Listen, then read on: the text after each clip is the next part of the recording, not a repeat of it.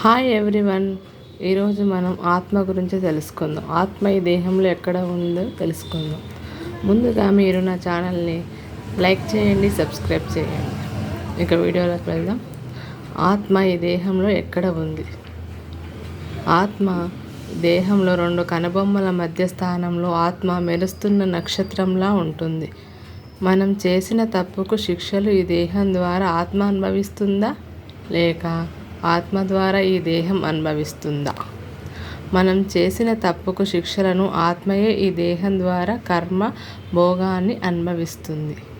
ఆత్మయే ఈ దేహంలో ఉంటూ మాట్లాడుతుంది, తింటుంది, తిరుగుతుంది, ఆడుతుంది, పాడుతుంది, నిద్రిస్తుంటుంది, మేల్కుంటుంది. కర్మ చేసేదే ఆత్మ. ఈ దేహ సంబంధాలతో పాత్ర ఎప్పుడైతే పూర్తి అవుతుందో అప్పుడు ఆత్మ ఈ శరీరాన్ని విడిచి వెళ్ళిపోతుంది. ఈ దేహం నుంచి ఆత్మ బయటకు వచ్చిన తర్వాత ఎక్కడికి వెళ్తుంది? ఈ దేహం నుంచి ఆత్మ బయటకు వచ్చిన తర్వాత ఆత్మ తన పాత్రను అనుసరించి పునర్జన్మలను తీసుకుంటుంది. ఈ జన్మల యొక్క చక్రం పూర్తి అయిన తర్వాత పరంధామమునకు చేరుకుంటుంది. ఆకాశతత్వానికి పైన సూక్ష్మ శూన్యలోకానికి పైన పరంధామం ఉంటుంది.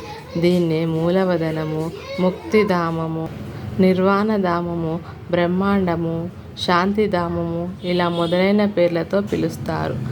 పరంధామములో శాంతిసాగరుడు అయిన శివపరమాత్మ ఉంటారు. పరమశివునితో ఆత్మ కూడా పరంధామంలోనే ఉంటుంది. అక్కడ ఆత్మలు ఒక సూక్ష్మ నక్షత్ర రూపంలో ఉంటాయి.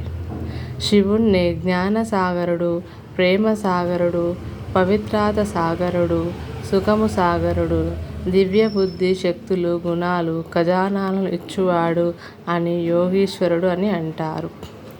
మన అందరి ఇల్లు అయిన పరంధామము ఒక తిరగబడిన వృక్షంలా ఉంటుంది. వృక్షానికి బీజం వృక్షపతి, శివుడు పైన ఉంటాడు. శివుని పిల్లలమైన ఆత్మలు వేర్లు, కాండం, కొమ్మలు, ఆకులు వలె సూక్ష్మ నక్షత్ర రూపం కలిగి అన్ని ధర్మాలకు చెందిన ఆత్మలు వారి వారి శాఖలలో చేరుకుంటారు. Thank you for watching.